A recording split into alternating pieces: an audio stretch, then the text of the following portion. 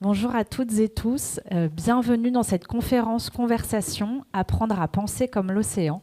François Fray, bonjour. Bonjour. Alors François Fray, donc on va se tutoyer puisqu'on a convenu qu'on se tutoyait finalement dans ces conférences. Oui, on ne va pas mentir. Voilà, on ne va pas mentir parce qu'on s'est tutoyé en préparant. Donc François Fray, tu es ingénieur en système industriel, diplômé de l'école des arts et métiers. Tu as été officier de marine.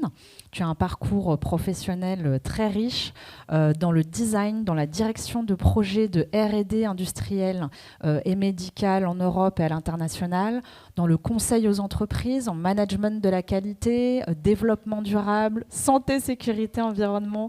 Voilà, ça c'est un très rapide... Je suis très vieux en fait. Alors, c'est pas ce que j'ai dit quand même, mais c'est un rapide CV synthétique. Ça, c'est voilà, pour la fonction professionnelle. Mais ce qui nous intéresse aujourd'hui, au-delà de la fonction professionnelle, c'est l'homme, puisque c'est l'homme qui a une culture océanique et qui vit pour l'océan depuis toujours. Donc, tu es président fondateur du programme de recherche océanographique et de médiation scientifique Esprit de Vélox, et c'est ce qui t'anime et qui mobilise toute ton attention et ton énergie depuis 2014. Donc avec ce programme, tu contribues à l'émergence d'une culture océanique humaniste et partagée. Et cette culture, elle est indispensable à la préservation du vivant et à la résilience des écosystèmes vivants et des sociétés humaines. Donc l'océan, tu as grandi, tu es né d'abord et tu as grandi au bord de l'océan. Tu vis à La Rochelle. Tu as reçu une culture familiale marine, on va dire, que tu as transmis tout naturellement à tes enfants. Et d'ailleurs, tu dis même, en fait, je ne suis heureux qu'au bord de la mer. J'ai déjà vécu en ville, mais ça ne me convient pas du tout. Ouais, j'ai fait un passage de 3 ans à Paris, c'était compliqué, ouais, c'était un exil. Ça a été compliqué, ce que tu me disais. Donc, on a envie de dire que l'eau est ton élément, mais en fait, c'est notre élément à toutes et tous. Moi, pour démarrer cette conférence-conversation, j'avais envie que tu nous lises un extrait du manifeste Esprit de Vélox que tu as écrit. Donc, c'est un court extrait, puis on y reviendra tout à l'heure. Oui, je mets mes lunettes parce que forcément, avec toutes ces vies passées... Je suis un homme, individu indépendant, autant que parcelle d'un système vital sans limite. Mes équilibres balancent entre infini et coopération qui engendrent la vie. Devant l'ampleur des défis imposés à mon espèce désormais en danger, je m'engage à accélérer la réflexion ouverte par mes ancêtres depuis des dizaines de milliers d'années et à rapidement faire émerger les termes d'un contrat à renouveler avec ce monde qui permet mon existence. Dans une réalité, je suis un peu plus de 55 litres d'eau. Cette eau est salée. Sur Terre, je suis une goutte de cet océan, connectée à l'océan. Et il y a un tout petit peu plus. Non, c'est sur une autre fiche. C'est sur Ah non, c'est après. Cette fiche-là, excuse-moi. Océan, point d'origine et espoir d'un futur reconnecté, est au cœur des enjeux et des possibles d'une renaissance portée conjointement par plusieurs formes de génération et des cultures complémentaires. Au XXIe siècle, les enjeux de son exploration et de sa préservation, on en parlait ce matin avec une amie, sont plus que jamais à la hauteur de celle de la planète Mars, tant notre place continue de nous questionner et notre présence de bouleverser cet environnement. Voilà, donc lorsqu'on dit, François, que l'eau est ton élément, en fait, c'est notre élément à toutes et tous. Juste un petit rappel, notre corps a la même proportion d'eau que... 70% à peu près. 70%. Que la présence de l'eau à la surface de la Terre. Voilà, donc on a exactement la même proportion d'eau que la Terre, qui est couverte à 70% d'océan. Et la même proportion de sel dans notre eau à nous, intérieure, que celle dans l'eau de ce grand océan. Alors, pour démarrer, on a eu envie de vous passer la carte de l'océan unique. On vous la met et on va la commenter un peu plus tard. C'est déjà pour habituer vos yeux. Donc, pour les constats qui ne sont pas très réjouissants, mais on se fait quand même un devoir de les rappeler, Les études scientifiques ne cessent de le confirmer. Tous les voyants sont au rouge. Tout ce qui altère les équilibres océaniques est toxique pour la vie sur Terre. Donc protéger les océans, c'est un acte humaniste, c'est un acte de bienveillance envers l'humanité. François, tu dis, on a créé en quelque sorte comme s'il y avait un environnement à côté des humains. Mais en fait, on est toutes et tous intégrés à notre environnement. Et toi, tu as eu la chance de ne pas t'en extraire, en fait. Tu as eu la chance de ne pas t'être mis en dehors de cet écosystème vivant dont on fait partie intégrante. Moi, je crois que j'ai fait le même bel chemin qu'on fait tous, c'est-à-dire qu'on va grandir avec un système qui nous parle de nature. Et rien que projeter ce nom de nature à l'extérieur de ce que nous sommes, ça implique une altérité, en fait. C'est qu'on n'en est plus, part, finalement. Et c'est vraiment un travail, je pense, alors qu'on fait individuellement très haut en montagne, sur l'eau, dans l'eau, quand on est en forêt. C'est arriver à se relier au milieu qui est le nôtre, sans lequel on ne vit pas, accessoirement, et qui a une forme de composition, un équilibre qui est le même que le nôtre, finalement. Est-ce que les personnes qui sont assises au fond, désolée, je ne veux pas vous voulez vous asseoir peut-être, parce que c'est comme vous voulez, en tout cas c'est encore très bien, ça marche. Je vous en prie. Donc, François, est-ce que tu peux nous parler de cette carte de l'océan unique qu'on a eu envie de diffuser, et puis aussi nous expliquer pourquoi tu as choisi ce titre de conférence, Apprendre à penser comme l'océan, puisque les deux sont liés. Oui, alors peut-être la carte, parce qu'il y a des... On la regarde, alors c'est rond, donc on pense à une planète. Et puis après, quand on regarde, on dit mais je reconnais pas cette planète-là. Et puis après, on regarde, il y a du blanc à la place de là où on verrait plutôt du bleu d'habitude. Enfin bon, on est prisonnier des images avec lesquelles on a grandi. Et les projections clairement en 2D du monde dans lequel on vit, les cartes, nous structurent.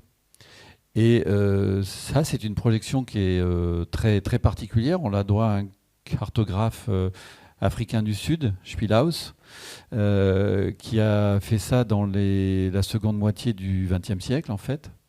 Et je trouve qu'elle est intéressante parce que ça nous permet de visualiser qu'il y a premièrement un seul océan, dont une goutte d'eau, alors ça c'est dans les travaux scientifiques les plus... ça a déjà 20 ans, 25 ans. Une goutte d'eau va mettre 1000 ans à peu près à en faire le tour, avec les cycles de courant dans l'eau. Et si je reprends la métaphore de notre corps, une goutte de sang va faire le tour de notre corps en 1 minute, par contre. Donc on est sur des équilibres qui sont pas les mêmes, qui sont à autre échelle. Mais ça veut dire que ce qu'on va mettre dans l'eau de cet océan à un moment ou un autre et à un endroit ou un autre va se retrouver un peu partout. Ça veut dire aussi que traquer le plastique dans l'eau, que traquer les produits chimiques dans l'eau à un endroit, c'est bien, mais si c'est pas fait à côté, ça sert à rien. Si nous on dit qu'on est extrêmement propre en Europe, et en tout cas de plus en plus propre parce que on est de moins en moins impactant d'un point de vue de l'environnement parce que les formes de rejet dans l'air et dans l'eau, si c'est pour faire produire ça de manière encore plus sale à l'autre bout de la planète, ça sert à rien en fait. Et ça veut dire aussi que, je reprends cet exemple du plastique, enlever le plastique de l'eau à un moment, c'est enlever quelque chose qui s'est noyé dans le vivant. Le plastique dans l'eau, soit va se transformer en toutes petites parcelles qui sont si petites qu'on va les retrouver dans tout le cycle du vivant parce que les cellules ne vont pas les reconnaître en tant que choses étrangères. Donc ça passe à travers ce qui vit, en fait, au sens le plus large. Jusqu'au plancton. Jusqu'au plancton. On en a tous dans notre eau et dans notre sang aujourd'hui, à très très faible échelle. Dans les poissons que l'on mange, c'est pareil dans ce qui est les formes de métaux lourds, etc., qu'on va retrouver de plus en plus concentrer quand on va remonter la chaîne alimentaire, en fait, et qu'on va retrouver jusqu'à des taux qui sont a priori incompatibles avec la vie aujourd'hui et qui nous surprennent si on va vers les orques, vers les thons, vers le vivant qui se nourrit de toutes les chaînes et qui font que progressivement je concentre de plus en plus ces formes de polluants jusqu'à cette très belle assiette qui est la nôtre. On peut rappeler l'importance du plancton, qui est aussi important à protéger que les forêts. Exactement. Voilà, on en entend un petit peu moins parler quand même, mais c'est très important de rappeler pourquoi, sans plancton, on ne peut pas vivre. On dit nous, les scientifiques et les scientifiques du climat, entre autres, que une respiration sur deux, elle est océanique. Parce que la moitié de l'oxygène qui est dans l'air, ça vient du plancton. D'un plancton qui a de plus en plus de mal aujourd'hui parce qu'il fait plus chaud, parce qu'il y a des produits très sales dans l'eau, ce qui veut dire qu'on a un océan qui est globalement de plus en plus acide. Ça veut dire que la vie a de plus en plus de mal à se développer de manière à peu près équilibrée. Ça veut dire aussi que la biodiversité qui intuitivement est prévue pour vivre et vivre plutôt bien dans des eaux qui sont plutôt froides, aujourd'hui, elle quitte les zones tropicales, elle quitte même progressivement les zones tempérées, et on a du plancton et la chaîne trophique, donc la chaîne de ce qui les mange et ce qui mangent, etc., qui vont aller progressivement de plus en plus vers le nord ou vers le sud, suivant qu'on est au nord ou au sud. Et puis, on a d'autres problèmes qui sont moins intuitifs, qui sont par exemple liés au son. Le son dans l'eau, il est très important parce que c'est un peu comme pour nous un média de socialisation, un média éducatif. Et c'est aussi un média de localisation pour des espèces, un média de chasse et un média de survie dans certains cas, parce que des sons qui ne sont pas dans les gammes qui sont compatibles avec ce qui vit aujourd'hui vont avoir des impacts très forts. Et on revient au plancton. Si un gros bateau passe qui transporte des boîtes, qui va vous amener des montres ou ce genre de trucs depuis plutôt Asie du Sud-Est jusque dans le reste du monde, durant plusieurs jours, le plancton ne va plus produire cet oxygène qu'il va produire. Il est bloqué à cause de l'impact du son. Et puis on en reparlera après sur d'autres grands animaux. Donc il s'agit de préserver des équilibres entre les différents cycles, entre les différents écosystèmes. Et justement, c'est pour ça que tu as choisi le titre de cette conférence, Apprendre à penser comme l'océan. Est-ce que tu peux nous expliquer ta source d'inspiration ? Oui, alors ça vient de un grand écologue américain qui s'appelait Aldo Leopold, qui est mort à la fin des années 40. Et qui lui vivait plutôt dans un environnement un peu comme ce qu'on a la chance d'avoir sous les yeux, puisque maintenant progressivement ça se dégage.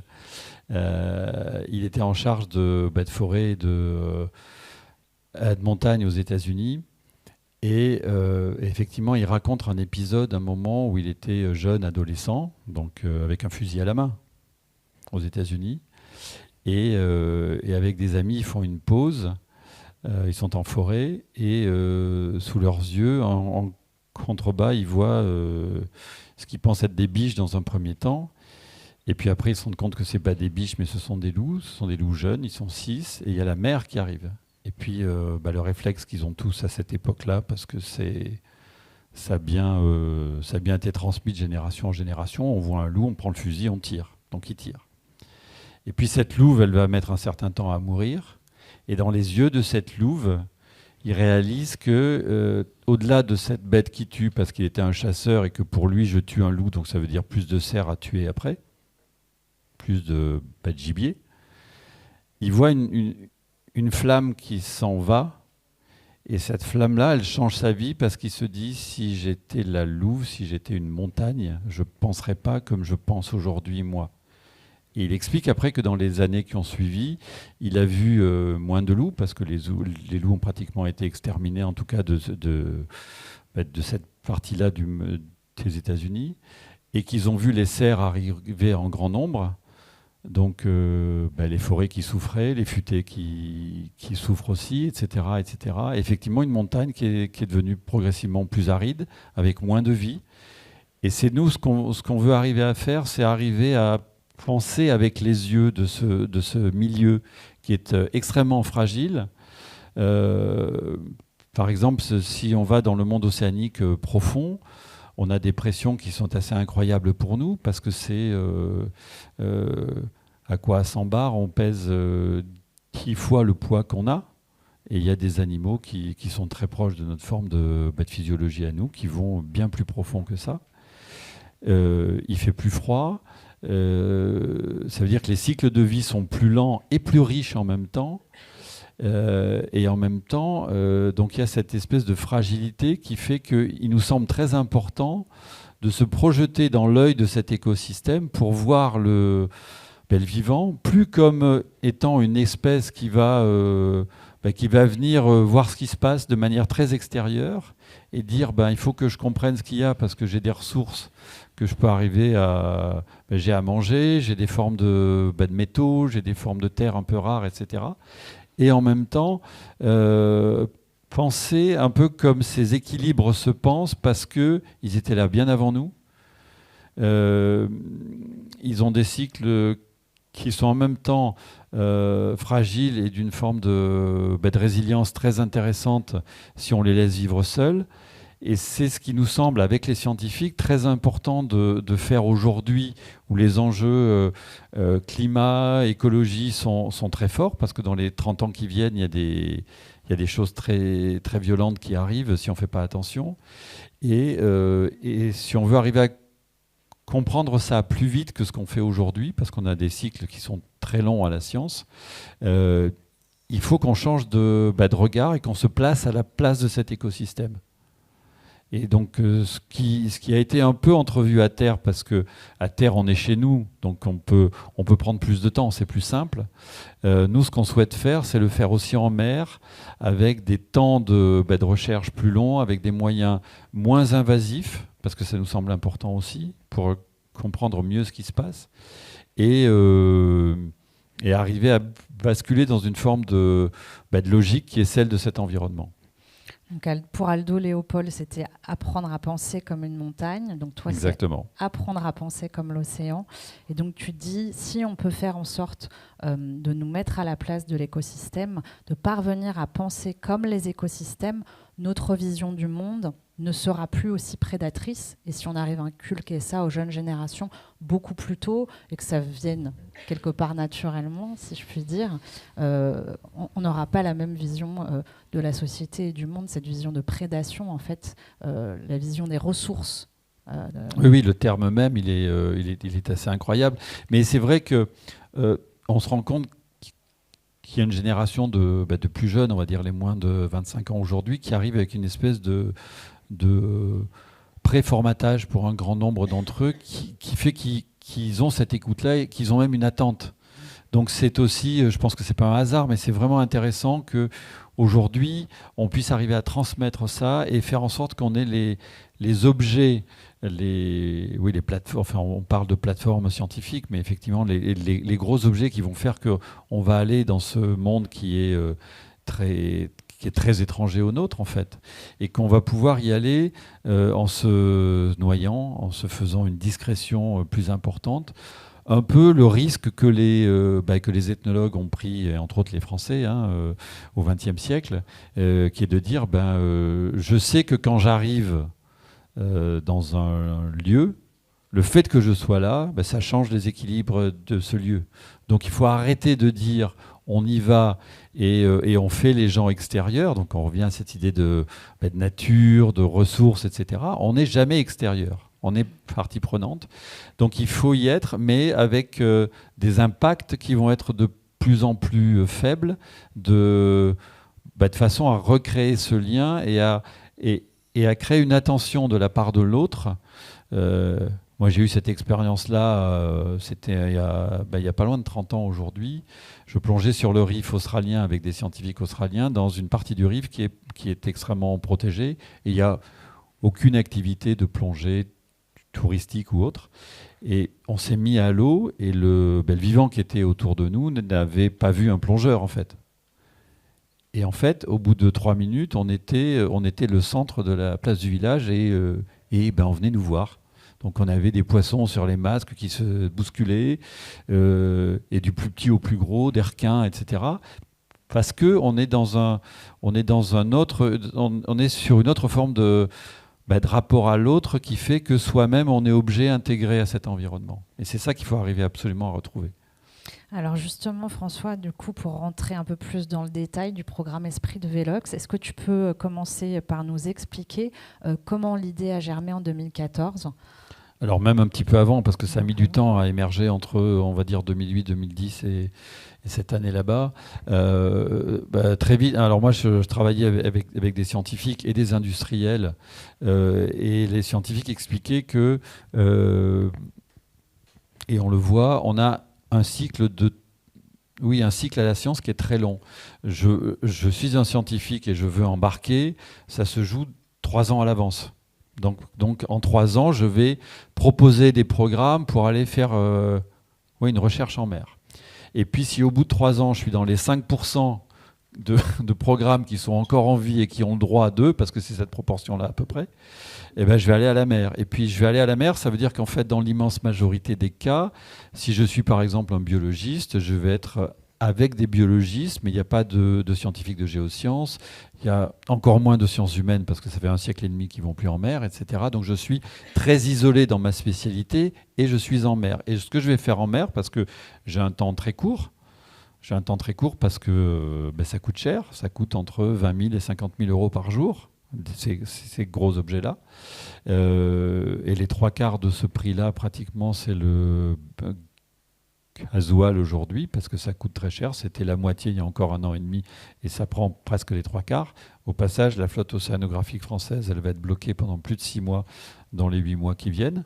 Ça veut dire notre dépendance aux énergies fossiles, donc plus de science à la mer. Et quand on va en mer, quand on peut arriver à aller en mer, on va se précipiter à prélever des informations au sens le plus large. C'est des échantillons, c'est des prélèvements d'eau, d'air, etc. Ou des 0 et des 1. Suivant ce qu'on va chercher. Et ensuite, on rentre à terre, on travaille seul dans son coin, ça dure 3 ans, 5 ans, et au bout de 3 ans, 5 ans, je publie dans une revue en général, qui est une revue de ma spécialité. Donc encore une fois, je suis en biologie, je publie dans la biologie. Donc je suis lu par mes pairs, et en général, il y a une chance assez faible que ce soit lu par des scientifiques d'autres spécialités, à qui pourtant ça pourrait offrir des idées de rebondir sur autre chose. Donc il se passe en gros, dans le meilleur des cas, autour de 8 ans, entre je veux aller travailler en mer et je récupère ces informations-là. Donc là, avec les scientifiques, on s'est dit, il faut aller plus vite. Et tu citais un exemple quand on a préparé qui était intéressant, enfin malheureusement pas dans le bon sens, mais tu disais pour la fonte des glaces, elle a déjà atteint un point de non-retour en 1997. En 1997, c'est-à-dire que c'est à partir de cette époque-là qu'on sait... Enfin non, c'est à partir de cette époque-là que les écosystèmes franchissent un point climatique qui fait que la fonte du pôle Nord en plein été est devenue irréversible. On y va. Et là, on sait qu'on y va aujourd'hui. Sauf que la preuve scientifique, on l'a eue en 2017, c'est-à-dire 20 ans après. En même temps, donc c'est une première fragilité. La seconde fragilité qui se greffe et qui est au moins aussi importante, c'est ces informations-là, une fois qu'on les a, nous, il faut qu'on les transmette parce qu'elles sont lourdes par rapport à notre organisation humaine. Et on le voit avec le rapport du Club de Rome de 72, qui est le premier grand travail de fond sur les impacts climatiques des activités humaines. Le rapport Meadows. Oui, le rapport de Dennis Meadows. On est en 72, on est en 2022 aujourd'hui, donc 50 ans après. Il n'y a eu aucun impact en termes de trajectoire globale. Donc c'était déjà une alerte des écologues. On rappelle juste rapidement pour peut-être ceux qui n'auraient pas entendu parler. Donc on a vraiment cet impact-là qui peut être extrêmement long. Et à partir de là, on s'est dit avec les scientifiques, il faut le faire autrement. Il faut le faire un petit peu en dehors du cadre qui est le leur habituel. Donc on travaille avec Ifremer, on travaille avec le CNRS pour les embarquer. Mais il y a des choses que nous, on peut faire en termes de agilité scientifique au sens le plus large et je dirais agilité produit, innovation, qu'ils ne peuvent pas faire parce qu'ils sont dans des cycles plus longs. Ils sont dans des cycles aussi où les ingénieurs ne parlent pas aux différentes spécialités scientifiques, ou quand là, par exemple, l'Ifremer est en train de travailler sur un nouveau type de bateau pour travailler le long des côtes. Les scientifiques, on ne va pas leur demander ce qu'il leur faut pour les 20 ans qui viennent. On n'a même pas cette idée-là. Alors que nous, on a fait justement ce travail-là. Et très vite, on est arrivé sur la conclusion que le bateau idéal pour faire ce travail-là, il n'existait pas. Donc là, on a pris une autre... bâton de pèlerin. Oui, c'est ça, un autre masque. Et puis, heureusement, j'avais ce réseau de grands industriels avec nous. Et puis, on s'est dit, il faut travailler sur une vraie unité qui permette qu'on embarque plus de monde que ce qu'on fait habituellement. Donc là, on sera une 50aine à bord, dont jusqu'à plus de 30 scientifiques, sur des temps plus longs, sans dépendance aux formes de carburant, on l'a dit. Un, parce que ça coûte moins cher, ça coûte la moitié du prix, accessoirement. Et deux, parce que si on va en mer pour prélever, par exemple, de l'air et de l'eau pour les sciences du climat, et là, on va traquer les parts pour millions, milliards de gaz à effet de serre, de gaz aérosol, de gaz biologique, de métaux lourds. Il faut le faire sur une plateforme qui elle-même ne perturbe pas cet air qui est autour de nous. Et je me permets de préciser que plateforme, c'est oui, navire. Plateforme, c'est effectivement un bateau. Donc on va évoquer peut-être plusieurs fois. Quand vous entendez le mot plateforme, c'est le navire, Esprit de Velox. C'est celui qui est sous vos yeux, là. Voilà. Et donc parlons un peu plus de ce fameux navire, je me permets. Donc d'abord un très rapide historique sur le nom. Esprit de Velox. Donc son nom est inspiré d'une goélette. Une goélette de 1875, qui était un vrai objet extrêmement innovant qui est né en France à ce moment-là et qui avait une avance en architecture de 30 ans à peu près, qui va avoir une carrière ultra courte, qui reste dans les esprits des architectes de marine au sens le plus large, et qui avait un peu ce type de gréement en plus. Donc on s'est dit que créer un lien entre les deux, c'était intéressant, et créer un lien sur cette innovation justement. Et je me permets aussi du coup de rappeler ou d'apprendre peut-être, parce que moi je ne savais pas la signification du mot Velox, j'ai vérifié, c'est donc rapide, véloce, léger, voilà, pour être bien certaine de ne pas dire de bêtises. Et donc Esprit de Velox, c'est un navire comme il n'y en a jamais eu dans l'histoire de l'humanité, donc de recherche océanographique, avec cette plateforme, ce laboratoire de recherche de 350 mètres carrés à peu près, plus une plage arrière de 400 mètres carrés à peu près. C'est-à-dire c'est des infrastructures de laboratoire. Pour la première fois, on embarque des laboratoires en mer. Et c'est pas juste un moyen de prélever ou de récupérer une information pour après travailler à terre. Parce que si on veut travailler, parce que c'est vraiment un point clé pour nous, et on en reparlera après, mais cette interdisciplinarité, c'est-à-dire travailler ensemble, ça veut dire aussi que progressivement, je développe, je m'appuie sur les yeux des autres qui ont une vision du monde qui n'est pas exactement la même. Donc on va regarder des objets océaniques avec des yeux de sciences dures, de sciences humaines, des artistes, etc. Et ça va permettre de changer le regard global sur ce qu'on est en train de faire. Donc il faut de la place, il faut du temps. Et ça nous amène aujourd'hui à 3 premières au monde, en fait. Et premières au monde en matière de technologie, mais aussi en termes de réglementation. Parce que ça aussi, c'est important. On va en mer dans des codes de marine marchande, donc dans des codes de référence qui nous autorisent à aller aux 4 coins de la planète, sans impact, bien sûr, sur les écosystèmes, mais aussi de manière sûre pour les gens qui sont à bord. Donc on est vraiment héritier d'une tradition de réglementation à la mer qui a un siècle à peu près. Donc les 3 premières... Un navire hauturier qui navigue voilà. en haute mer. Hauturier, c'est-à-dire toutes conditions climatiques. Qui va aller en haute mer, voilà. Et c'est aussi une île qui va apporter 50 personnes, et cette île, elle doit être autonome en énergie. Et ça, c'est complètement exceptionnel, c'est-à-dire que la plupart des recherches scientifiques se faisaient ou se font encore malheureusement maintenant sur des navires qui polluent. Ah ben c'est pas la plupart, c'est toutes. C'est toutes. C'est voilà, toutes. Les écosystèmes dans même lesquels... quand des voiliers, on va dire de plaisance, sont réaménagés pour faire un peu de science, à un moment ou un autre, il y a un moteur pour produire de l'électricité à bord, pour pouvoir vivre, bon, etc. Là, on a vraiment pris le choix drastique, d'où le temps aussi de travail avant que le bateau se fasse, de dire on ne veut plus la moindre production d'effluents, déchets, que ce soit dans l'air ou dans l'eau, de manière à se fondre un peu dans cet écosystème au sens on le réintègre, on reprend une place qui est la nôtre, et puis de dire on va arriver à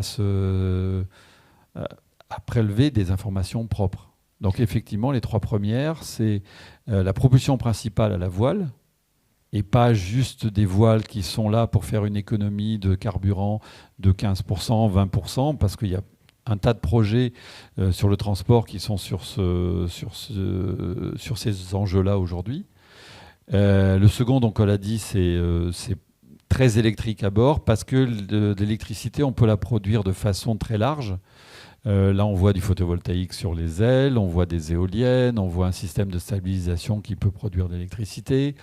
On voit des propulsions qui sont plus des hélices, qui sont beaucoup plus biomimétiques et qui sont réversibles. C'est-à-dire que si on est à la voile et qu'on a une réserve de puissance, on fait que les hélices tournent à l'envers et on produit de l'électricité avec les moteurs de propulsion eux-mêmes.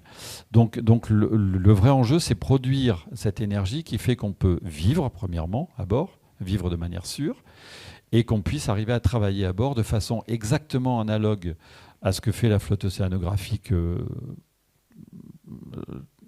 habituelle, j'ai envie de dire, mais sans impact environnemental.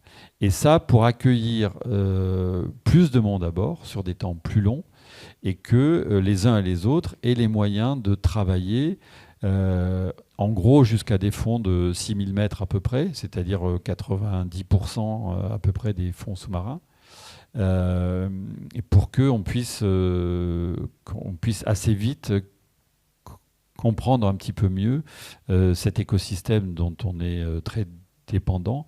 Et si on comprend mieux ce qui se passe, en général, on protège un peu mieux ce qui se passe aussi. Donc c'est un navire qui est 100% autonome en énergie.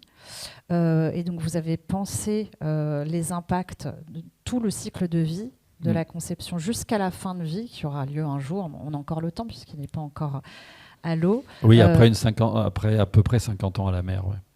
Donc la coque... donc c'est le 3e point dans les premières. Non, mais c'est exactement ça. C'est une coque en matériaux composite. Alors ça, c'était important pour nous parce que dans les sciences du climat, on va prélever de l'air et de l'eau, et cette air et cette eau, il ne faut pas qu'on la trouble avec le contact de métaux. Et sur des gros bateaux, c'est embêtant parce qu'en général, la coque et toutes les structures sont plutôt en ferraille. Donc là, il fallait que l'on change de monde. Et donc les composites sont arrivés assez vite comme une alternative intéressante. Le problème, on le sait, c'est qu'en fin de vie, ça fait des objets dont on ne sait pas trop quoi faire. Alors que là, on travaille avec des industriels qui ont des types de solutions qui sont liées à l'éolien, parce qu'il y avait ce problème-là au niveau éolien aussi. On fait des pales d'éoliennes qui tournent à des vitesses assez insensées et qui font qu'elles s'usent assez vite. Elles ont une espérance de vie de 5 ans, 8 ans, 10 dans le meilleur des cas. Et donc, ils ont mis au point des produits qui font qu'en fin de vie, je tronçonne, je passe au four, je récupère une espèce de résine sous forme de pâte que je vais recycler pour reproduire des objets en résine. Donc là aussi, c'est ce même enjeu. Et on va même essayer, mais il nous faut quand même un peu plus de 250 tonnes à peu près pour la production du Pato lui-même, on aimerait le faire avec 250 tonnes de résine recyclée de notre usage précédent. Mais là, c'est peut-être un peu ambitieux, on est peut-être un petit peu tôt dans ce cycle de réutilisation très très court au niveau industriel. Ça peut peut-être encore changer d'ici là, on vous le Oui, souhaite. oui. Et donc c'est aussi un navire qui ne fait pas de bruit.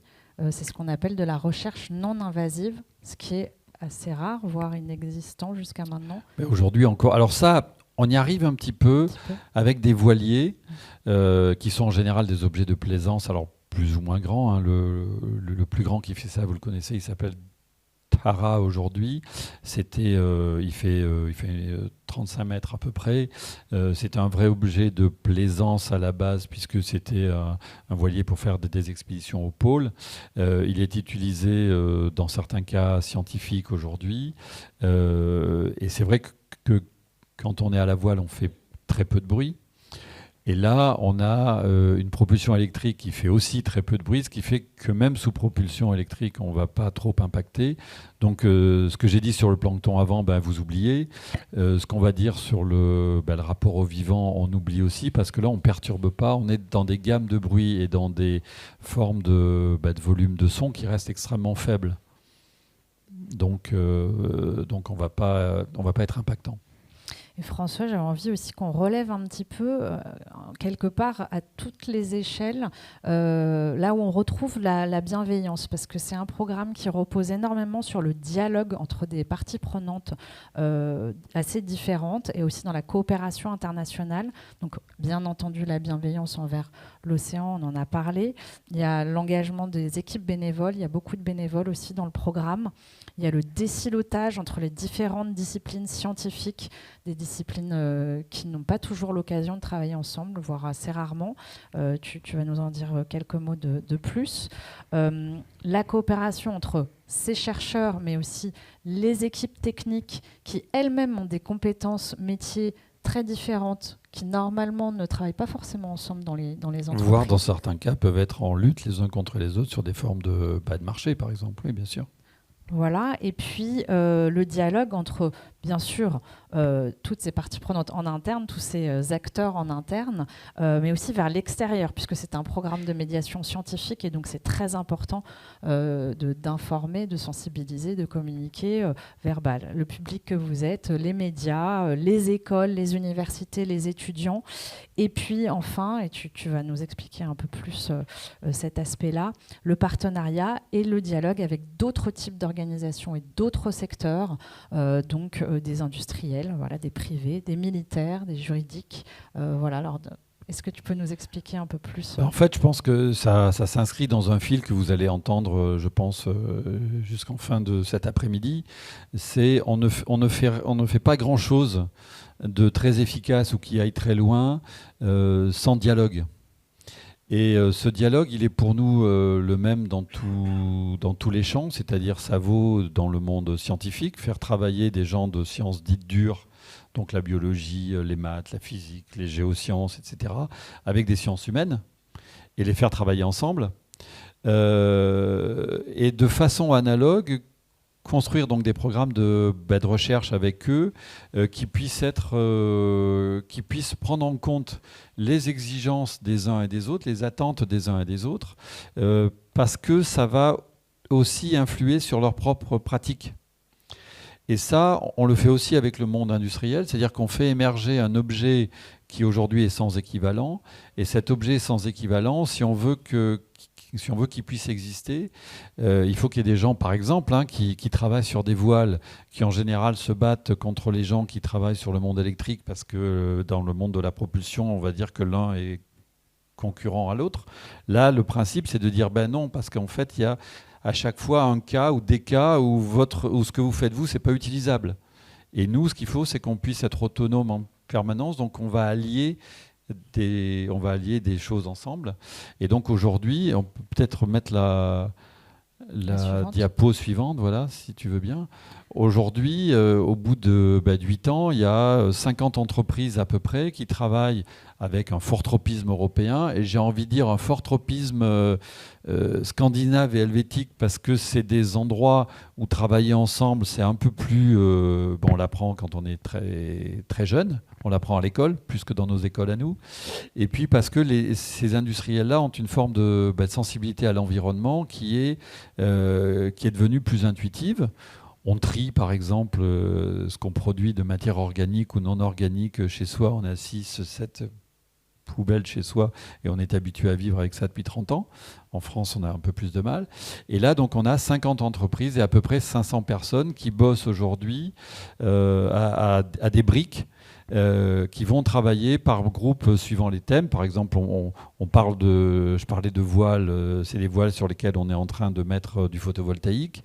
C'est des voiles qu'on est en train de produire dans des formes de matériaux qu'on peut recycler en fin de vie alors que ce n'était pas prévu. Donc, et puis, c'est des voiles qui vont être des voiles de propulsion principale alors qu'elles n'étaient pas faites pour ça et imaginées un peu pour ça au début. Donc, ça veut dire qu'une entreprise qui imaginait qu'elle avait un produit utilisable, en fait, elle va se retrouver avec 5 ou 6 autres qui vont travailler avec elle, qui sont soit des boîtes avec lesquelles en fait, ils n'avaient aucun lien, soit des boîtes avec lesquelles ils étaient peut-être en forme de concurrence sur certaines choses. Et ça fait un mix qui nous permet aujourd'hui, au bout de 8 ans, de tranquillement aller vers une production de plateaux qui va être extrêmement intéressante. Et qui ouvre au passage des formes de marché aux uns et aux autres qui étaient inimaginables il y a encore 3 ans.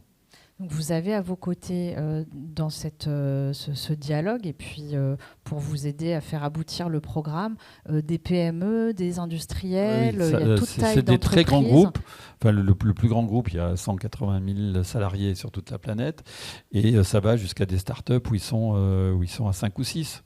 Avec des enjeux y compris entre eux, parce que une start-up qui est sur des choses très intéressantes, et là c'est la propulsion, le fait de se retrouver avec des gens qui sont dans la production de moteurs électriques qui sont spécifiques pour le maritime, ça veut dire que si cette start-up elle travaille bien avec ces gens-là autour du projet, dans les années qui viennent, les plus gros vont se dire mais c'est vachement intéressant ce qu'ils sont en train de faire parce que ça nous donne des idées pour le transport. On ne l'a pas dit, mais ce qu'on est en train de faire là pour la recherche, une fois que nous on est à l'eau, il y a plein de choses qu'on ne peut plus dire. On ne peut plus dire je ne peux pas aller d'un point A sur la planète à un point B sans énergie fossile. Donc ça veut dire que ça change la donne. Donc c'est pas nous qu'on va aller voir après pour dire on veut la même chose mais pour faire du transport, donc c'est pas exactement la même chose mais ça peut être inspiré, il y a des choses à transférer, mais par contre on va aller voir les industriels qui eux-mêmes se sont organisés entre eux. Donc c'est aussi faire émerger des nouvelles formes de pratiques de coopération, exactement, entre entreprises et pour le bien global, parce que ça veut dire moins de grands impacts environnementaux. Et dans ce dialogue un peu original, on va dire aussi, vous embarquez même des artistes à bord. Oui, même, pourquoi même? Non, mais voilà, c'est un programme de recherche scientifique. Ouais. On n'a pas forcément cette image-là des programmes de recherche océanographique. Donc en fait, il y a une histoire. On allait en mer au 18e, 19e siècle, on embarquait des artistes parce qu'il n'y avait pas de photos à l'époque. Donc ça part un peu de ça. Et puis on est dans cette tradition-là encore aujourd'hui. Et de plus en plus, ça glisse sur autre chose, moi, qui me semble très intéressant. C'est que les artistes sont des femmes et des hommes qui, en général, à un moment de leur vie, et en général assez jeunes, ont fait le choix, souhaité ou pas, conscientisé ou pas, de vivre en dehors de ce qu'on appelle la zone de confort individuel. Parce que de toute façon, ils sont sur un trajet qui fait que ça va être très compliqué toute leur vie. Parce qu'ils vont être isolés, parce qu'ils vont être incompris de plein de gens, parce que, etc., etc.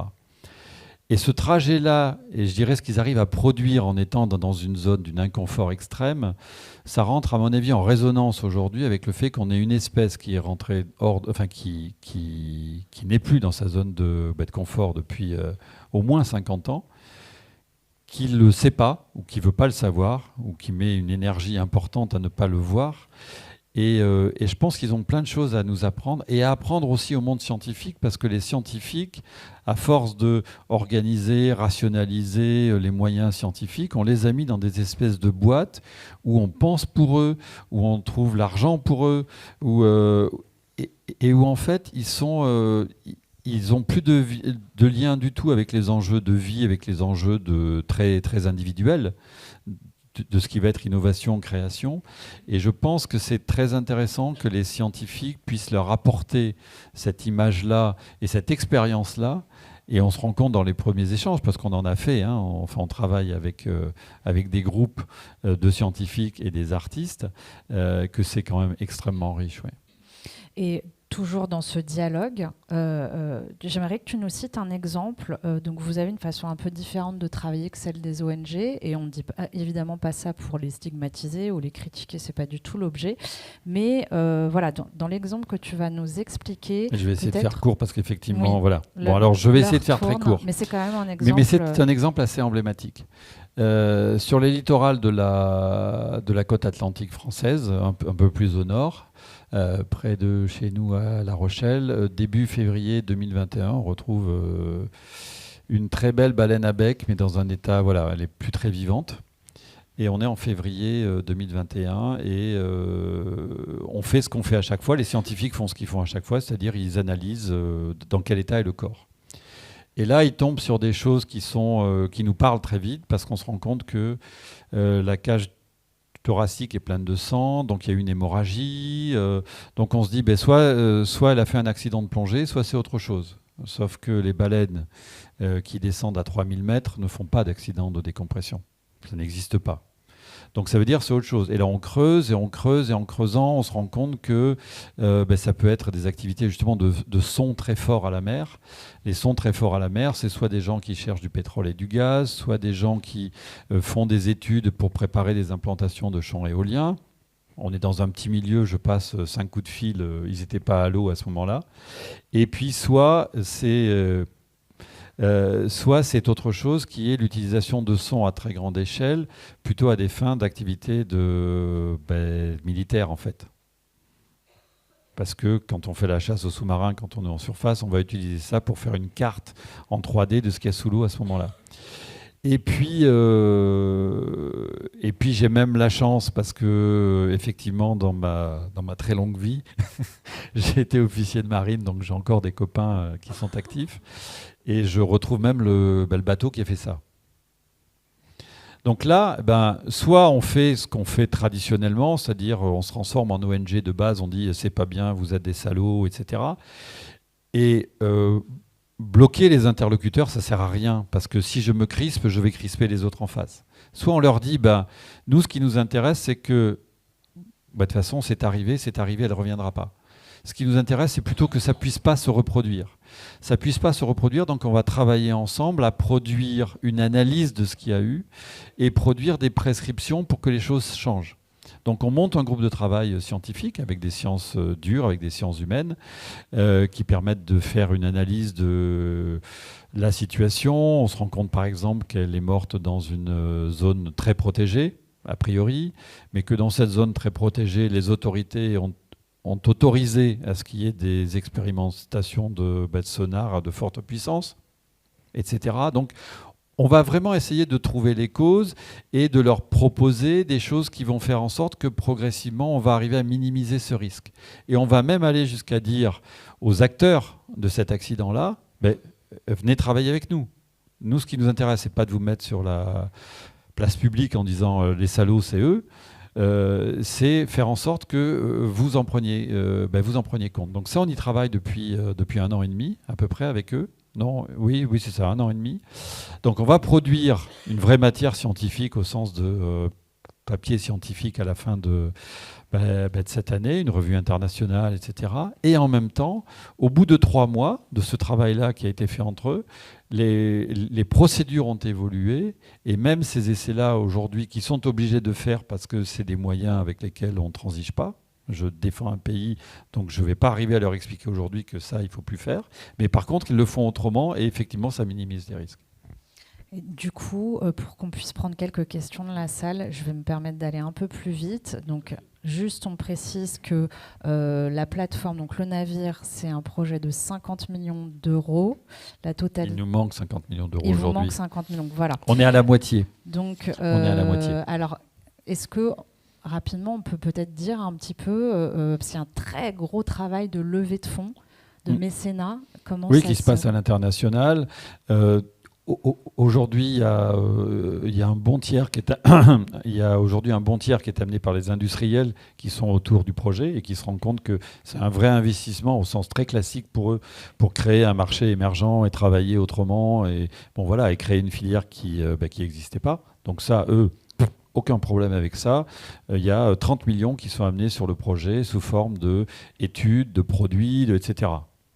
Aujourd'hui, on sait aussi qu'une fois qu'on est à l'eau, on vit très bien parce que le monde scientifique a besoin de plateformes de travail. Donc ça se loue avec des règles un peu particulières en ce qui nous concerne en termes de programme scientifique, parce qu'on va mettre des règles spécifiques.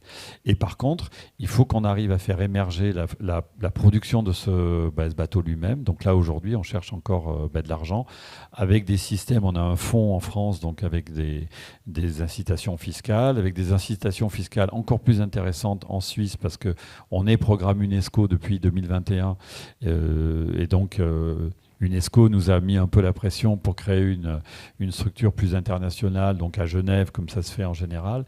Et là, on a un avantage fiscal de 100%, donc qui est encore plus intéressant. Donc aujourd'hui, on est sur la fin de ces études et en même temps sur la recherche de ces fonds-là pour arriver à faire qu'on soit à l'eau en 2025. Donc s'il y a des mécènes dans la salle ou qui regardent le streaming, vous savez quoi faire. Alors est-ce qu'il y a des questions ? On a encore quelques minutes pour prendre... des questions, on a pris un peu de retard, mais est-ce que vous voulez à ce point?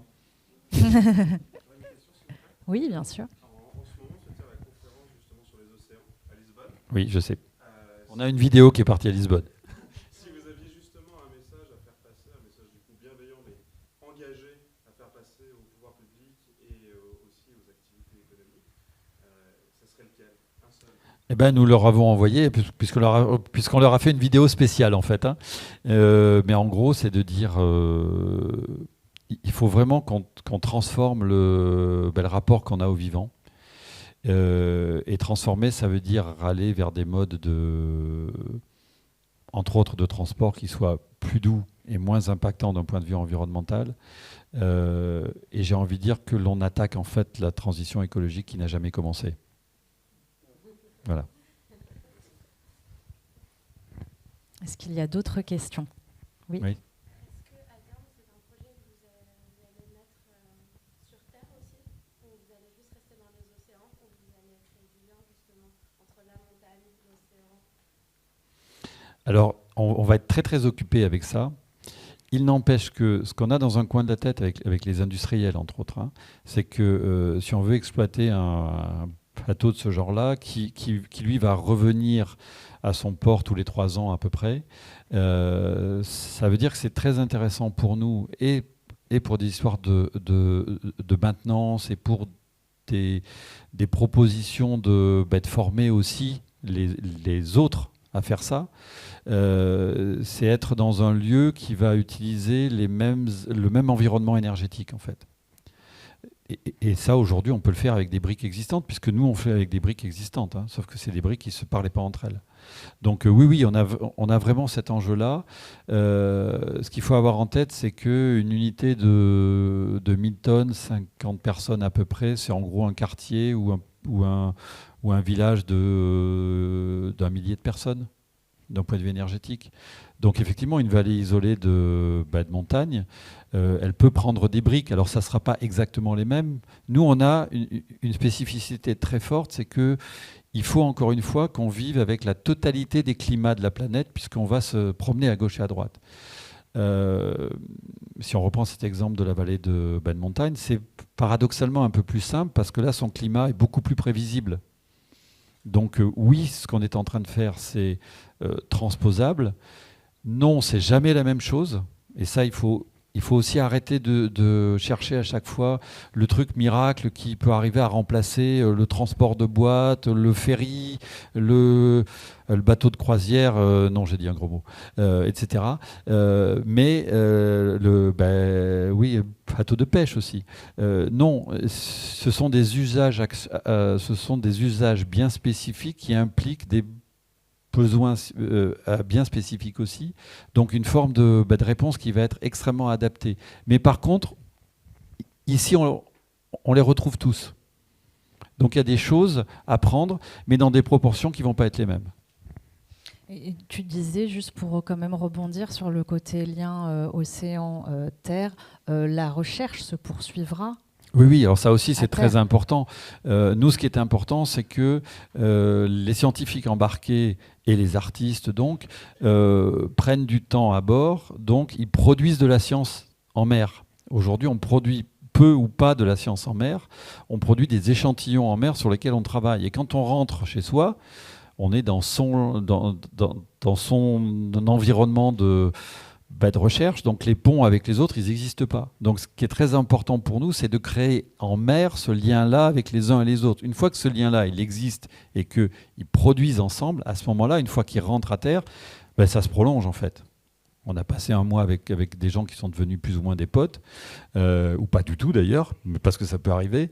Et si ça se passe bien, et si on produit des choses intéressantes ensemble, et bien après on se débrouille pour que ce lien-là il perdure. Pour faire perdurer la recherche multidisciplinaire. Exactement. Est-ce qu'on a le temps de prendre une dernière question? Oui. Est-ce qu'il y a une autre question? Ou deux? Oui.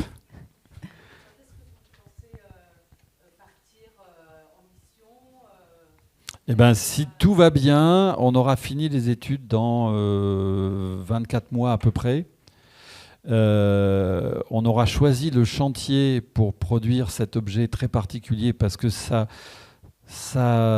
impose aussi des formes de savoir-faire qu'il faut accompagner parce qu'ils n'existent pas systématiquement aujourd'hui, ou en tout cas, ils n'existent pas à échelle industrielle. Donc on y travaille aujourd'hui. Et on pourrait être à l'eau, on va dire, fin 2025, début 2026. Ce qui est relativement court à partir de maintenant. Et on espère pouvoir le faire à partir de la France. Parce qu'aujourd'hui, clairement, les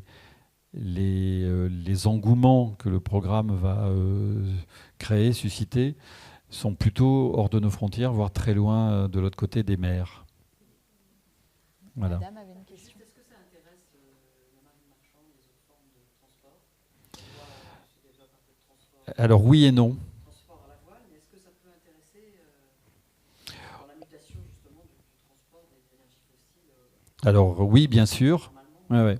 Oui, bien sûr. Quand on travaille avec les Scandinaves, encore une fois, qui sont plus avancés que nous, ils nous disent c'est génial ce que vous êtes en train de faire parce qu'on n'avait pas été aussi loin et vous avez une avance de 2-3 générations et ce que vous êtes en train de faire là, on le voyait plutôt à partir de 2070 et au-delà.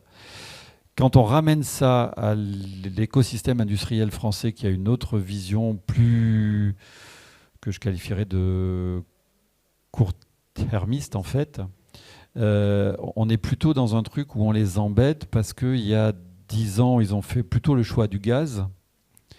Donc ils sont en train de, pour les plus gros, que je ne citerai pas, mais pour les plus gros, ils sont en train de renouveler leur flotte pour travailler au GNL, entre autres. Sauf que le GNL est incompatible avec les objectifs de réduction de l'impact environnemental à horizon de 2050. Donc en plus, on leur tape sur les doigts aujourd'hui. Donc ils sont plutôt à chercher des choses pour justifier des choix qui ont été faits il y a 7-8 ans, en fait, que arriver à montrer du doigt des choses qui seraient possibles aujourd'hui et qui iraient bien plus loin que ce qu'ils avaient imaginé. Donc là, il y a vraiment un conflit qui fait que ça aide pas, on va dire, une émergence de ce genre de programme-là en France. Les écosystèmes sont moins prêts. Il y a aussi autre chose, c'est que si clairement aujourd'hui le monde industriel, et je pense que vous allez entendre ça aujourd'hui plusieurs fois, le monde industriel aujourd'hui a, je dirais, une vision à long terme qui est évolutive, alors que les structures, et notamment les structures politiques ou étatiques, n'ont plus cette forme de vision à long terme. Et ça, aujourd'hui, c'est un vrai problème. Parce qu'ils sont sur des élections qui vont aller 1 an après, 2 ans après, 3 ans après. Donc des choses qui vont être formatantes à moyen terme, ça ne les intéresse pas en fait. Parce que en fait, ils seront plus là à ce moment-là. Donc c'est pas leur job. Oui. C'est se faire prendre en photo sur le truc, voilà. Une toute dernière question peut-être, oui.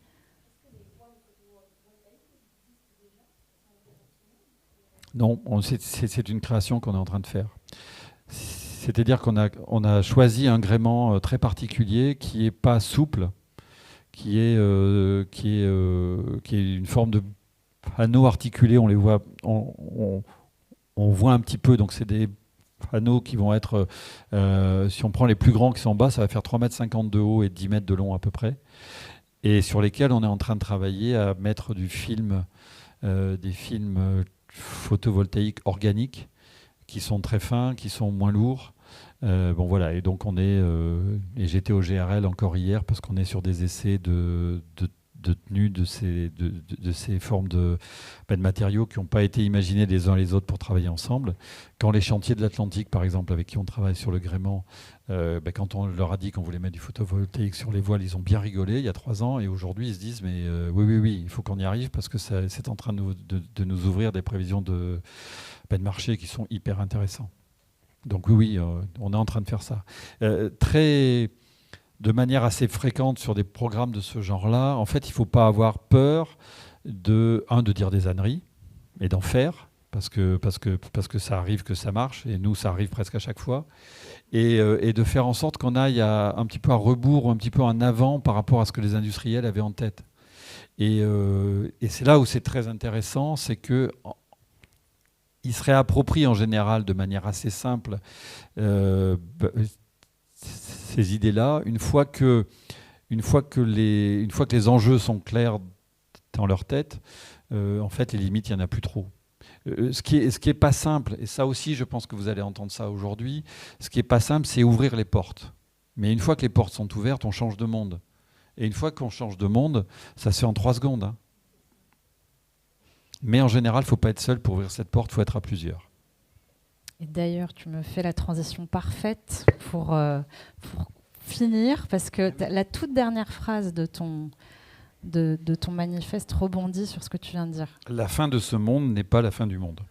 Alors, on avait un peu plus, mais oui, ça c'était la toute dernière phrase, absolument. Mais peut-être juste le dernier paragraphe, qui est un beau paragraphe, j'avais envie que tu nous lises.